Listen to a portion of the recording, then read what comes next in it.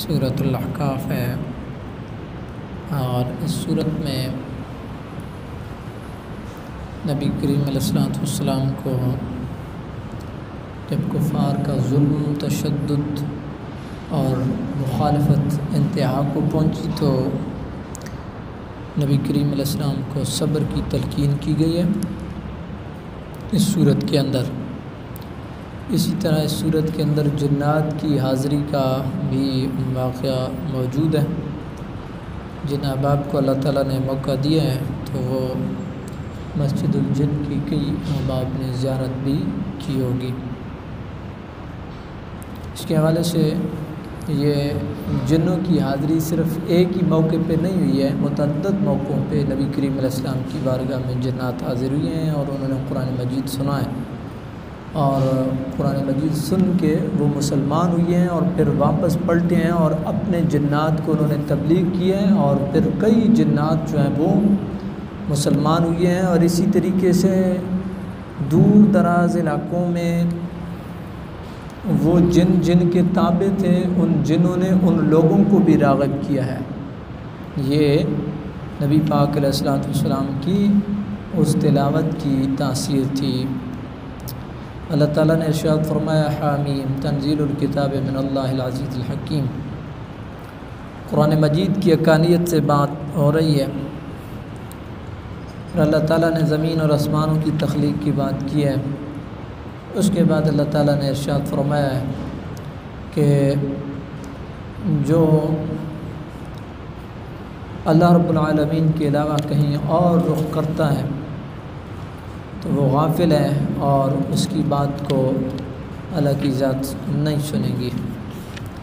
اسی طریقے سے نبی کریم علیہ السلام کو یہ اللہ تعالیٰ نے حکم ارشاد فرمایا کہ یہ جو آپ کی مخالفت پہ اتنے اتر آئے ہیں تو ان کو کہیں کہ میں کوئی انوکھا رسول نہیں ہوں، میرے سے قبل بھی رسول اور نبی گزرے ہیں، تو میں بھی انہی کی طرح وہی کی اتباع کرتا ہوں، اس سے پہلے کئی انبیاء گزرے ہیں، تو اس میں یعنی کوئی اچنبے کی کون سی بات ہے یا کوئی ایسی تعجب والی کون سی بات ہے کہ آپ اتنے جو ہے وہ اڑ گئے ہیں اور ڈٹ گئے ہیں۔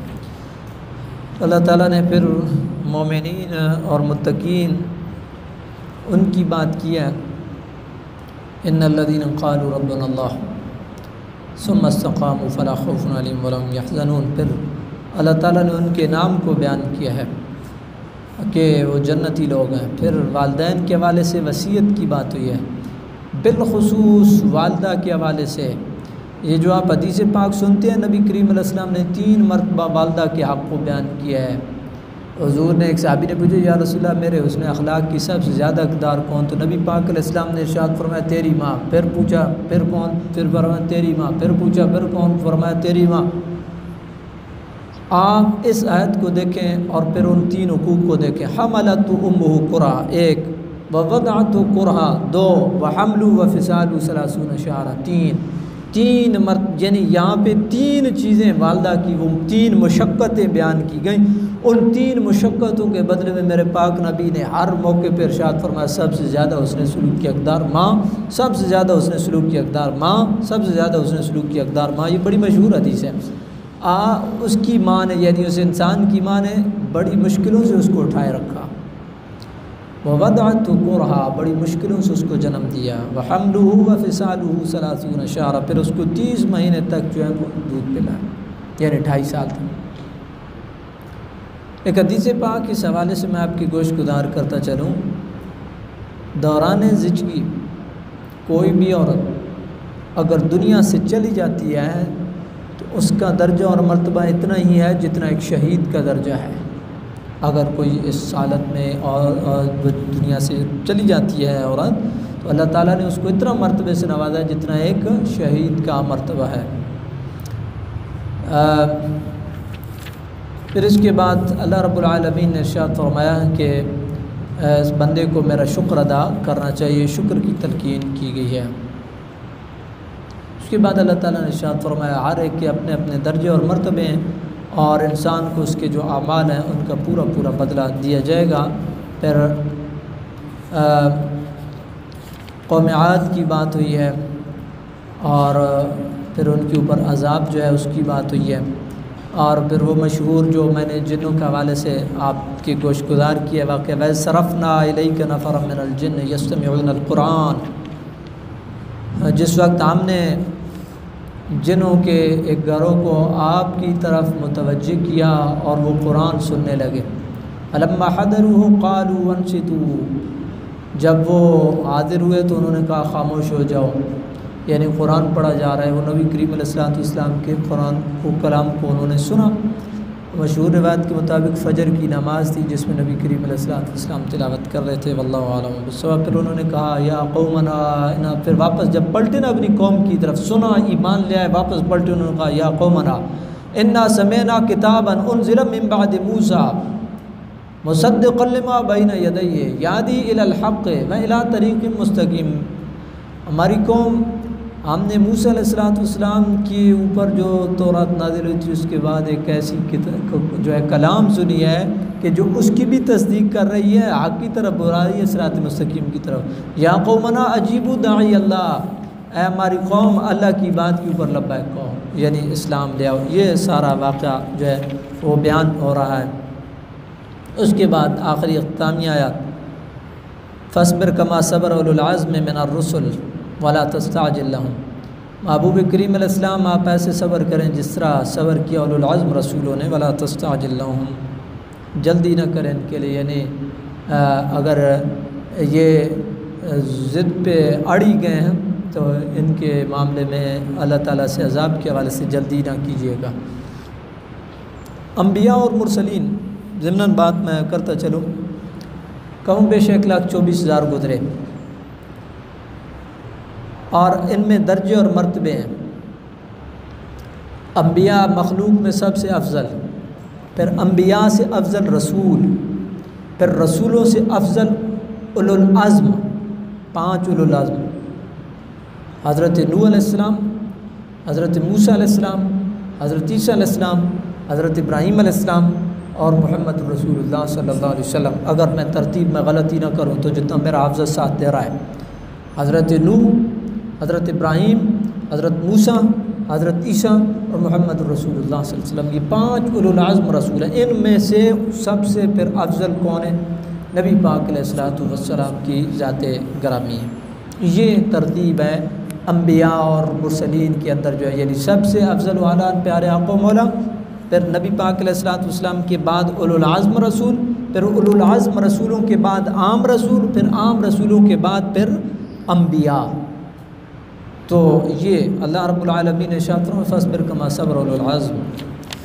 اس کے بعد سورہ محمد ہے۔ سورہ محمد میں اللہ رب العالمین نے نبی کریم علیہ السلام کے حوالے سے بات کی ہے، اور جہاد فی سبیل اللہ کے حوالے سے بھی بات یہاں پہ اسی صورت کے اندر ہوئی ہے۔ ظاہری بات ہے کفار کے ظلم و ستم سے تنگ آ کر کے جو ہے وہ پھر جب صبر کا جو پیمانہ ہے وہ لبریز ہو جاتا ہے تو پھر ظاہری بات ہے کہ مقابلہ، اور اسی میں نبی کریم علیہ السلام کا جو نامی اس میں گرامی ہے وہ بھی استعمال ہوا ہے۔ نبی کریم علیہ السلام کا نامی اس میں گرامی قرآن میں، پورے قرآن میں 4 مرتبہ استعمال ہوا ہے۔ وما محمد الا رسول، ایک یہاں پہ ایک سورہ محمد میں وآمنوا بما انزل علی محمد، تم جو نبی پاک علیہ السلام پہ نازل ہوا اس پہ ایمان لاؤ۔ ایک ما کان محمد ابا احد من رجالکم ولکن رسول اللہ وخاتم النبیین وہاں پہ، اور ایک محمد الرسول اللہ یہاں پہ۔ تو یہاں پہ بھی یہی مضامین جو ہے وہ بیان ہوئے ہیں۔ اللہ تعالیٰ نے ارشاد فرمایا وہ جنہوں نے کفر کیا اور اللہ کی راہ سے روکا تو وہ گمراہ ہو گئے، اور جو ایمان لائے اور عمل صالح کیا اور نبی پاک علیہ السلام کی ذات کو سچا رسول مانا، کفر عنہم سیئاتہم واصلح بالہم، اللہ اکبر، اللہ تعالیٰ ان کی گناہوں خطاؤں کو مٹا دے گا، ان کے امور کی اصلاح فرما دے گا، کیونکہ کمی کمزوری ہے بھی، اصلح بالہم، اللہ تعالیٰ ان کے حالات کو درست فرما دے گا، ان کے اعمال کی اصلاح فرما دے گا۔ پھر ارشاد ہوا کفار کے والد فَإِذَا لَقِيتُمُ الَّذِينَ كَفَرُوا فَضَرْبَ الرِّقَابِ، کافروں سے جب اب ملاقات ان کی گردنیں اڑا کے رکھ دو۔ یہ یعنی اب مقابلے کے حوالے سے بات آ رہی ہے کہ انہوں نے بہت تنگ کیا اب جب جو ہے وہ ایک اسلام کی پاور آ گئی ہے اور اسلام جو ہے ایک مضبوط ہو گیا ہے، تو اب ان کے ساتھ مقابلہ جو ہے وہ کیا جائے۔ اللہ تعالیٰ نے ارشاد فرمایا یا ایھا الذین آمنوا ان تنصروا اللہ ینصرکم ویثبت اقدام، ایمان والو اگر اللہ کی مدد کرو گے نا تو اللہ تمہاری مدد کرے گا اور تمہارے پاؤں میں لغزش نہیں آنے دے گا، تمہارے پاؤں کو ثابت قدم رکھے گا۔ اللہ تعالیٰ کی مدد سے مراد اللہ کے دین کی مدد ہے، وہ جہاد فی سبیل اللہ کی صورت میں ہو، وہ اعلاء کلمت اللہ کی صورت میں ہو، وہ کسی بھی صورت میں ہو، اللہ کی مدد سے مراد اللہ کے دین کی نصرت اور مدد ہے۔ پھر ترغیب دی گئی زمین کے اندر چلو پھرو، لوگوں کے انجام کو دیکھو اور یہ بھی ذہن میں رکھو کہ اللہ تعالیٰ کی ذات جو ہے یہ مومنوں کی مددگار ہے اور کافروں کا کوئی مددگار نہیں ہے۔ پھر مومنوں کی بات ہوئی ہے کہ ان کے ساتھ جنت کا وعدہ کیا گیا ہے، اور پھر اس جنت کے انعامات و اکرامات جو ہیں ان کی بات ہوئی ہے۔ پھر قرآن کے اندر تدبر و تفکر کے حوالے سے بات ہوئی ہے، اور پھر اللہ رب العالمین نے ایک ارشاد فرمایا بڑا مشہور قانون فلا تہنوا وتدعوا الی السلم، بڑی قابل غور بات ہے۔ کاش کہ ہمارے جو پالیسی ساز لوگ ہیں یا اوپر لوگ بیٹھے ہوئے ہیں جن کے ہاتھ میں قوم کی تقدیر ہے، وہ بھی کبھی تفسیر کا مطالعہ کر لیتے اور قرآن کو پڑھ لیتے۔ قرآن نے کیا قانون اور ضابطہ بیان کیا، فلا تہنوا، ہمت نہ ہارو، وتدعوا الی السلم، اور ڈر کے مارے بزدلی سے ان کی طرف صلح اور سلامتی کا پیغام نہ بھیجو، تم پہل نہ کرو، وہ حوصلہ کریں گے بندے ڈر گئے۔ یہ بڑی بنیادی چیز ہے۔ یہ ہم کہتے ہیں جی ہم تو امن چاہتے ہیں، ہم تو امن چاہتے ہیں، انہوں نے اس کا مطلب انہوں نے ذہن میں رکھ لیا ہے کہ یہ اندر سے ڈرے ہوئے، یہ اندر سے یہ کھوکھلے ہیں، یہ اندر سے کھوکھلے ہیں۔ اور آپ دیکھ رہے ہوتے ہیں، کئی دفعہ آپ دیکھ رہے ہوتے ہیں، آپ اگر انفرادی آپ کا کسی کے ساتھ ہو جاتا ہے نا تو کار ہو جاتی ہے، اور آپ اس کی کوئی کمزوری نوٹ کر لیتے ہیں۔ مثال کے طور پہ آپ نے تھوڑا سا غصہ کیا تو بندہ اپنے پاؤں سے کھسک گیا، تو آپ ذہن میں بٹھا لیتے ہیں کہ بندہ کمزور ہے، بس پھر آپ اس کے اوپر چڑھائی کر دیتے ہیں۔ قرآن نے ارشاد فرمایا ہمت نہ ہارو، اور نہ ہی جو ہے وہ اس طرح تم صلح کی ان کو دعوت دو، یعنی کمزوری دکھاتی صلح کی دعوت نہ دو۔ سربلند تم ہی نے رہنا ہے، وانتم الاعلون، سربلند تم ہی نے رہنا ہے، اور اللہ تمہارے ساتھ ہے، اور اللہ کی ذات جو ہے وہ تمہاری کوششوں کو کبھی ضائع نہیں ہونے دے گی۔ پھر دنیا کے حوالے سے بات ہوئی ہے کہ دنیا کی زندگی یہ کھیل اور تماشا ہے۔ پھر یہ بات ہوئی ہے کہ اگر تم روگردانی کرو گے تو اللہ تعالیٰ تمہاری جگہ کوئی اور قوم دے آئے گا۔ تمہاری جگہ کوئی اور قوم لانے کا مطلب یہ نہیں ہے کہ ساری قوم کو بیک وقت اٹھا کر کے کسی علاقے میں چھوڑ دیا جائے اور اس کی جگہ پہ نئے لوگ وہاں پہ بسا دیے جائیں۔ مطلب یہ ہے کہ تمہاری آل میں سے، تمہاری نسلوں میں سے ایسے لوگ آئیں گے، تمہارا نام و نشان مٹ جائے گا، تم ختم ہو جاؤ گے، اور پھر تمہارے ہی لوگ جو ہے نا وہ اوپر آئیں گے، اور وہ جو رائے راست پہ چلنے والے ہوں گے پھر ڈنکے تو ان کے بجیں گے، اور پھر بات بھی انہیں کی ہوگی، جو بات پھر انہیں کی سنی جائے گی۔ یہ مطلب ہے اس کا۔ اس کے بعد سورہ فتح ہے۔ سورہ فتح میں وہ مشہور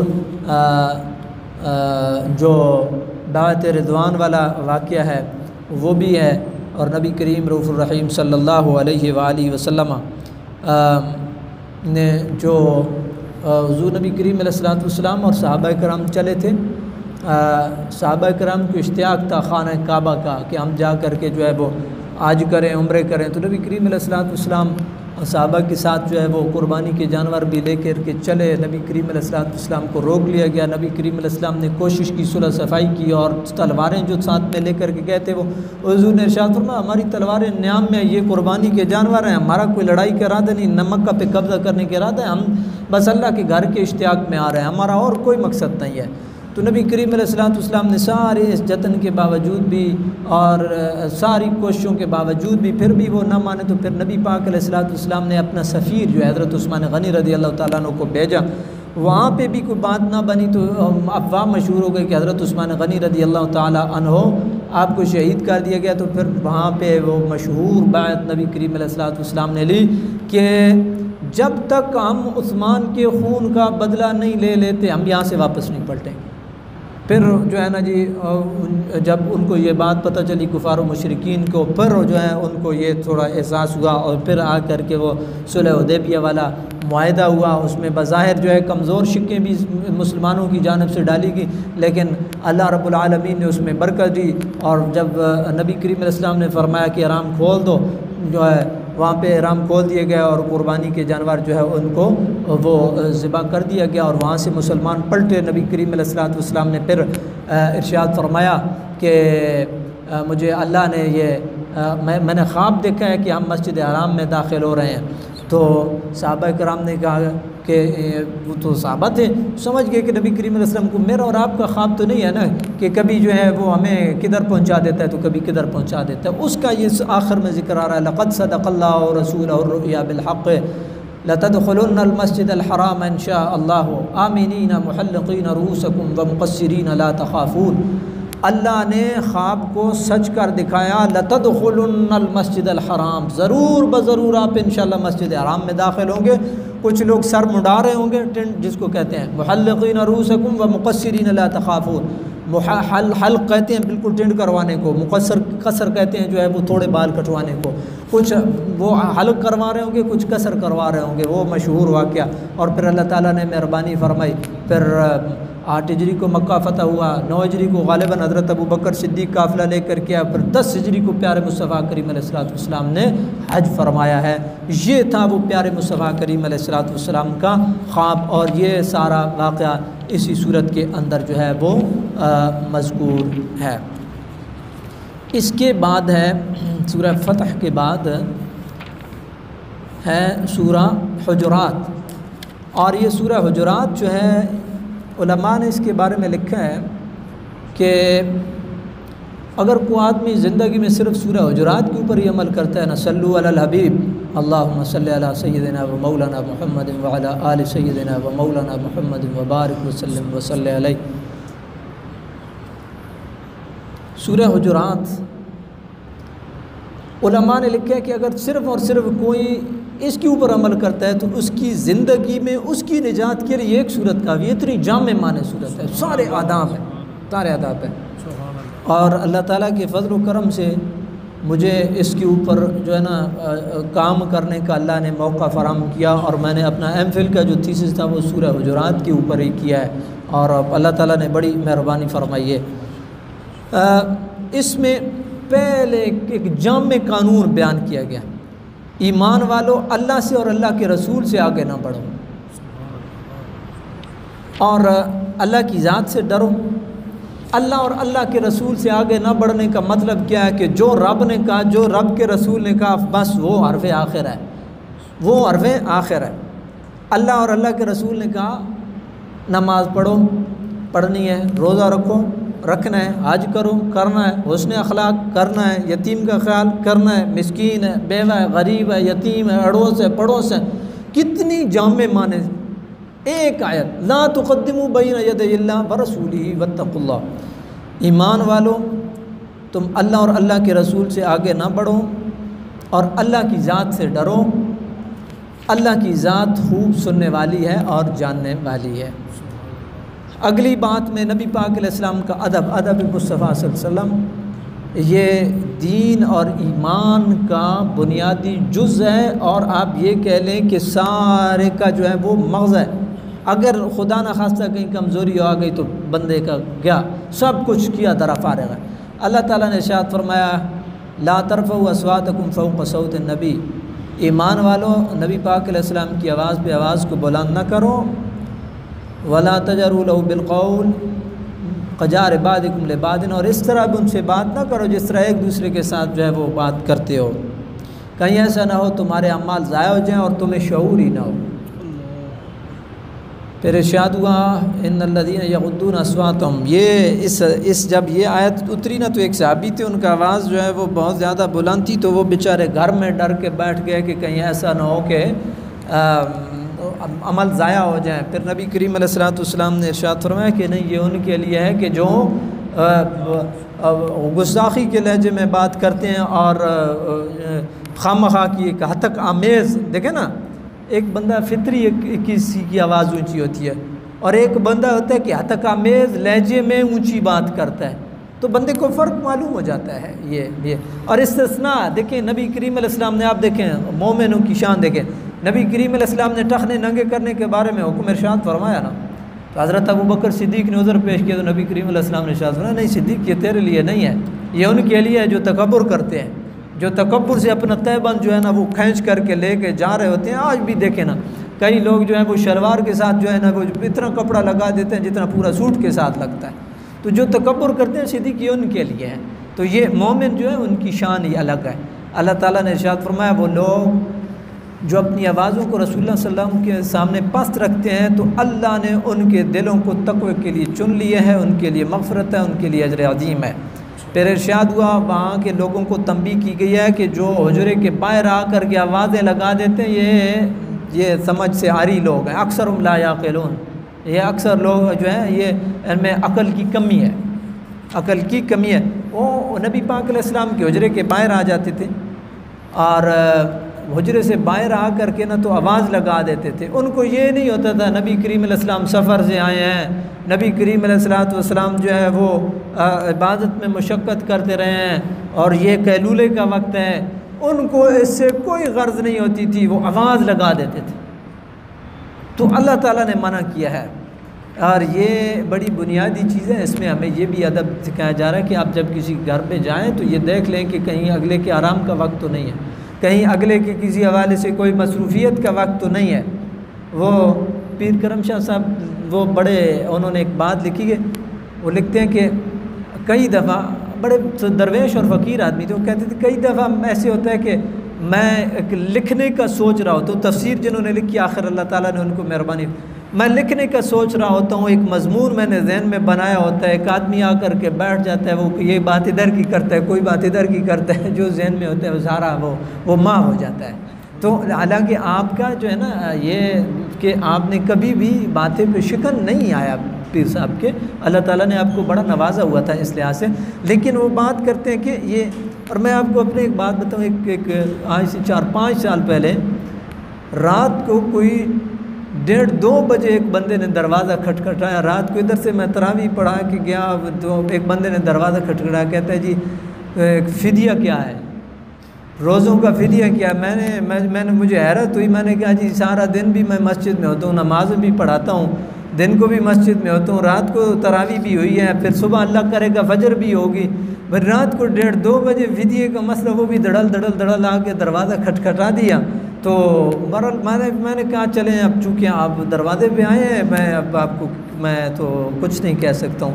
میں نے اس کو پھر بتایا، مطلب بات کرنے کا یہ ہے کہ تھوڑا سا جو ایک ہوتا ہے عقل سلیم اس کو استعمال کرنے کی ضرورت ہوتی ہے. اللہ تعالیٰ نے اپنے پاک نبی کے حوالے سے ارشاد فرمایا کہ جو حجرے کے باہر سے آپ کو آوازیں دیتے ہیں اکثرهم لا یعقلون، یہ فارغ ہیں.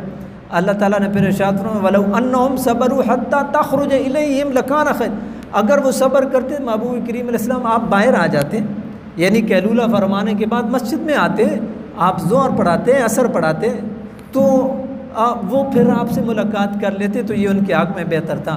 پھر اللہ تعالیٰ نے ارشاد فرمایا واللہ غفور الرحیم، اللہ بخشنہار ہے.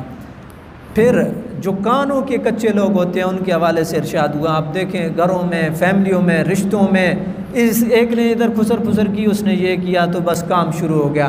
کسی نے آ کر کے اس نے جناب وہ بالخصوص خواتین اس نے یہ کیا تو اس نے یہ کیا، کام شروع ہو جاتا ہے. اللہ تعالیٰ نے ارشاد فرمایا ان جاءکم فاسق بنبأ فتبینوا ان تصیبوا قوما بجہالۃ فتصبحوا علی ما فعلتم نادمین. ایمان والو اگر کوئی فاسق بندہ تمہارے پاس کوئی خبر لاتا ہے نا اس کی چھان بین کر لیا کرو، ایسا نہ ہو کہ تم جو ہے وہ انجانے میں کسی قوم کے اوپر چڑھائی کر دو اور پھر تمہیں ندامت ہو. کئی دفعہ ایسے ہوتا ہے کہ آپ کے میرے ذہن میں کسی نے کوئی بات ڈال دی، ہم نے چڑھائی کر دی، بعد میں پتہ چلا نہیں معاملہ تو اس کے تھا ہی ٹوٹل برعکس تھا. اس لیے یہ بڑا بنیادی اصول ہے گھر کے اندر. اور اللہ تعالیٰ نے ارشاد فرمایا وَاعْلَمُوا أَنَّ فِيكُمْ رَسُولَ اللَّهِ، یہ ذہن میں رکھو تمہارے اندر رسول اللہ ہیں. اس وقت رسول اللہ کی ذات موجود تھی، آج رسول اللہ صلی اللہ علیہ وسلم کے ارشادات اور آپ کی تعلیمات موجود ہیں. لَوْ يُطِيعُكُمْ فِي كَثِيرٍ مِّنَ الْأَمْرِ لَعَنِتُّمْ. اللہ رب العالمین نے ارشاد فرمایا ہے کہ اگر نبی پاک علیہ السلام تمہاری ہر بات کو ایمان لینا جمی معاملات میں تو تم مشقت میں پڑ جاؤ گے. ولیکن اللہ حبب الیکم الایمان، لیکن اللہ تعالیٰ کو تمہارا ایمان محبوب ہے، اس نے تمہارے دلوں کے اندر جو ہے اس کو مزین کیا ہے، اور کفر کو اور نافرمانی کو اور تم ناپسند کرتے ہو. تو اللہ تعالیٰ نے ایسے لوگوں کی تعریف کی ہے. اس کے بعد اللہ تعالیٰ نے ارشاد فرمایا بین طائفتان من المؤمنین اقتتلوا فاصلحوا بینہما. اگر دو مومن آپس میں نہ لڑ پڑیں، دو گروہ آپس میں لڑ پڑیں، دو برادریاں، دو قبیلے لڑ پڑیں تو اصلحوا بینہما، اصلاح کرو ان کے درمیان۔ اگر کوئی بغاوت پہ اتر آتا ہے اور دوسرے کے ساتھ زیادتی کر رہا ہے تو وہ جو باغی ہے تم اس کے اگینسٹ کھڑے ہو جاؤ، یہاں تک کہ معاملہ ٹھنڈا پڑ جائے اور رجوع الی اللہ کی بات ہو جائے۔ اور پھر ارشاد فرمایا، دیکھیں دوسری دفعہ پھر اصلاح کی بات آ رہی ہے، فین فات، اگر معاملہ ٹھنڈا ہو جاتا ہے اور وہ بندے اپنی بات سے رجوع کر لیتے ہیں، فاصلحوا بینہما، ان کے درمیان میں صلح کرا دو۔ یہ اور پھر صلح کی بات ہوئی ہے بالعدل، عدل کے ساتھ، انصاف کے ساتھ۔ آپ نے کئی دفعہ دیکھا ہوگا جرگوں میں لوگ جھونک مارتے ہیں، جو پارٹی تگڑی ہوتی ہے جرگہ بھی ادھر ہی جھک جاتا ہے۔ بالعدل، انصاف کے ساتھ، اقسطوا، انصاف کرو۔ اللہ کی ذات جو ہے وہ انصاف کرنے والوں کو پسند کرتی ہے۔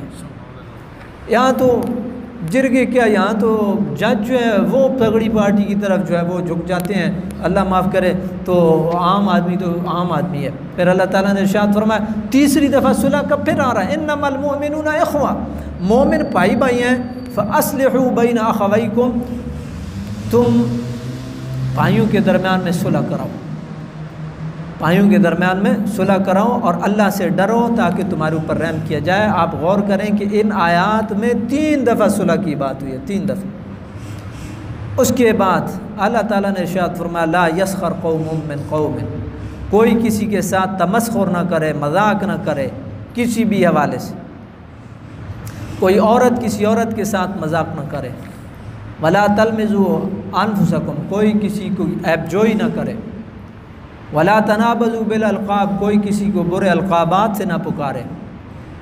یہ ساری وہ چیزیں ہیں کہ جن سے اللہ نے منع کیا، تمسخر، عیب جوئی، برے القابات۔ آپ دیکھیں نا گاؤں میں، شہروں میں کم ہوتا ہے، شہروں میں اگر آپ کو کسی کا نام معلوم نہیں بھی ہے تو آپ اس کی کاسٹ سے پکار لیں گے، آپ اس کی قوم سے پکار لیں گے۔ گاؤں میں نام کچھ ہوتے ہیں اور پکارا کچھ جاتا ہے، اور بالکل سرے سے جو ہے نا وہ اب نور محمد کو حمد کہتے ہیں لوگ، بودا، اور پتہ نہیں کیا کیا جو ہے وہ میں نے ایک بندے کا نام اپنے گاؤں میں سنا، میں بھانو، میں نے ایک دن پوچھا، میں نے کہا جی اس کا اصل نام کیا ہے، پھر اصل نام بتایا گیا۔ یعنی یہ لا تنابزوا بالالقاب، کسی کو اس طرح کے القابات سے، آپ نے بھی دیکھا ہوگا، سنا ہوگا، گاؤں میں عجیب سے یہ اللہ تعالیٰ نے سے منع کیا ہے کہ کسی کو برے القابات سے نہ پکارو۔ بئس الاسم الفسوق بعد الایمان، اور ایمان والا بندہ ہے تو آپ اس کو خواہ مخواہ کے اس طرح کے القابات سے پکارنا، تو یہ ایمان کے بعد جو ہے یہ نافرمانی، یہ زیادتی ہے۔ اللہ تعالیٰ نے ارشاد فرمایا ومن لم یتب، جو رجوع نہیں کرے گا، اللہ کے احکامات کی طرف نہیں لوٹے گا، یہ ظالم ہے۔ اس کے بعد بدگمانی سے منع کیا گیا، یا ایھا الذین آمنوا اجتنبوا کثیرا من الظن، زیادہ گمان کرنے سے بچو، یہ ہے تو ایسے ہے تو ایسے ہے تو ایسے ہے، اس سے بچو۔ ان بعض الظن اسم، بعض جو گمان ہوتے ہیں یہ گناہ ہوتے ہیں۔ لا تجسسوا، جاسوسی نہ کرو۔ لا یغتب بعضکم بعضا، کوئی کسی کی غیبت نہ کرے۔ غیبت کو ایسے ہی کہا گیا ہے کہ جیسے کوئی کسی کے اپنے مردہ بھائی کا گوشت کھا رہا ہے، تو اللہ تعالیٰ نے ارشاد فرمایا فَقَرِئْتُمُوهُ، تو تم اس کو ناپسند کرو گے۔ وَاتَّقُوا اللَّهَ، اللہ کی ذات سے ڈرو۔ ان اللہ تواب الرحیم، اللہ کی ذات بڑی بخشنہار ہے۔ اس کے بعد مساوات کی تلقین کی گئی۔ انا خلقنا یا ایھا الناس انا خلقناکم من ذکر وانثی وجعلناکم شعوبا وقبائل لتعارفوا، لوگوں ہم نے تمہیں ایک مرد اور عورت سے پیدا کیا، تم سارے اماں حوا کی اولاد ہو اور بابا آدم کی اولاد ہو، جو تمہارے قبیلے ہیں اور جو تمہاری قومیں ہیں یہ تمہارے تعارف ہیں، یہ تمہاری پہچان ہے۔ اللہ کی عزت والا وہی ہے جو زیادہ متقی ہے۔ تو مطلب یہ ہے قوم اور قبیلہ یہ شناخت ہے، یہ کوئی وہ نہیں ہے ایک اپر ہینڈ ہونے کا وہ نہیں ہے۔ اللہ تعالیٰ کے ہاں معزز وہ ہوگا جو متقی ہوگا، جو متقی ہوگا اللہ تعالیٰ کے ہاں وہ معزز ہوگا۔ اللہ تعالیٰ نے یہ دیکھیں نا، یہی مساوات ہے، برابری، سارے آدم علیہ السلام کی اولاد ہیں۔ کلکم بنو آدم وکلکم سواء لا فضل لعربی علی العجمی ولا لعجمی علی العربی ولا لاحمر علی الاسود ولا لاسود علی الاحمر۔ نبی پاک علیہ السلام نے خطبہ حجۃ الوداع کے اوپر بڑا تفصیلی جامع خطبہ دیا۔ حضور نے ارشاد فرمایا کلکم سوا، تم سارے برابر ہو، سارے بنو آدم ہو، کسی کو کسی کے اوپر کوئی فضیلت نہیں ہے، کوئی گورا ہے رب نے اس کو بنایا، کوئی کالا ہے رب نے اس کو بنایا، کوئی عربی ہے رب نے اس کو بنایا، کوئی اجمی ہے رب نے اس کو بنایا۔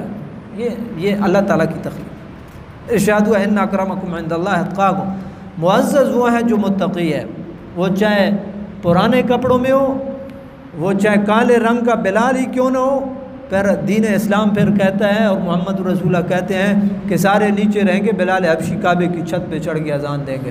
یہ دین اسلام پھر اسی طرح پھر مہربانی جب کرنے پہ آتا ہے تو ان اکرمکم عند اللہ اتقاکم، وہاں پہ یہ نہیں دیکھا گیا کہ یہ حبشی غلام ہے اور یہ کالا ہے اور اس کے ہونٹ موٹے ہیں، اور یہ نہیں، محمد رسول اللہ میرے اور آپ کے آقا و مولا نے کہا کہ بلال پھر کعبہ کی چھت پہ چڑھے گا اور اذان دے گا۔ اللہ قالت الاعراب آمنا، اب ایک بدو کی ایک اور خاصیت، اعراب بدو کہتے ہیں ہم ایمان لائے، قل لم تؤمنوا ولکن قولوا اسلمنا، محبوب نے کہو کہ تم ایمان نہیں لے آؤ، تم نے سر تسلیم خم کیا ہے، ایمان تمہارے دلوں میں داخل نہیں ہوا ہے۔ مطلب یہ ہے کہ تم جو ہے نا اب ڈرے ہوئے ہو اور تم آگے سے ایمان دل کی کیفیت کا نام ہے، اسلام سر تسلیم خم کرنا۔ تمہیں پتہ ہے کہ اسلام اب طاقتور ہو گیا ہے، اگر ہم ان کے ساتھ مسلمانوں کے ساتھ چھیڑخانی کریں گے تو یہ ہمیں سبق سکھائیں گے۔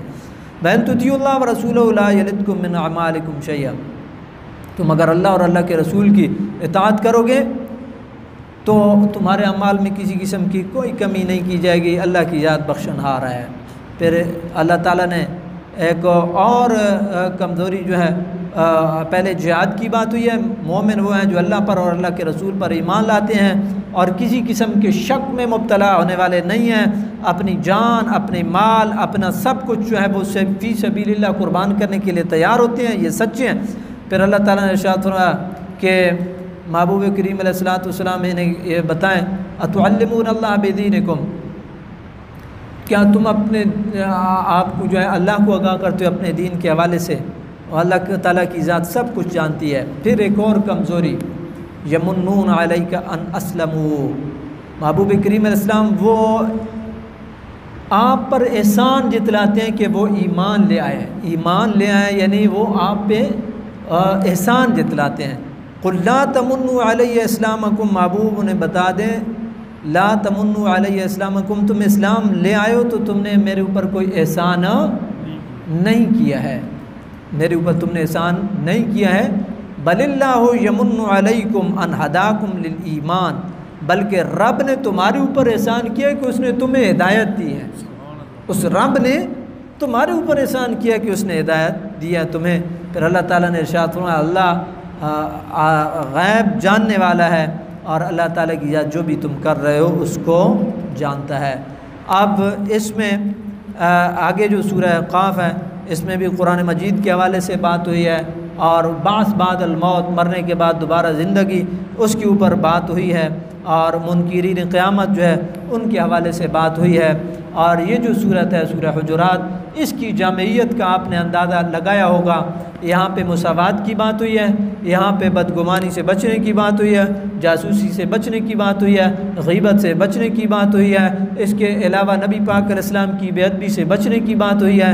اسی طریقے سے جو ہے وہ کوئی بھی اسلام کے حوالے سے کوئی اپنا کنٹریبیوشن دیتا ہے تو اس کو رب کی مہربانی سمجھنا چاہیے، نہ کہ وہ احسان جتلاتا پھرے۔ اور کتنے جو ہے یہاں پہ آداب وہ سکھائے گئے ہیں۔ یہ وہ جامع معنی صورت ہے کہ جس کے اوپر علماء کی رائے ہے کہ اگر کوئی صرف اس کے اوپر ہی عمل کرے تو اللہ تعالیٰ کی ذات مہربانی فرمائے گی، اور اس کی برکت سے اللہ تعالیٰ ان کی بخشش فرما دے گا، اور اس کی بخشش کے لیے یہ ایک صورت ہی کافی ہے۔ اللہ رب العالمین کی بارگاہ میں یہ دعا ہے میرا رب ہم سب کا حامی اور ناصر ہو، اور اللہ تعالیٰ کی ذات ہمیں دین کو سمجھنے اور اس کے اوپر عمل کرنے کی توفیق نصیب فرمائے۔ وآخر دعوانا ان الحمد للہ رب العالمین۔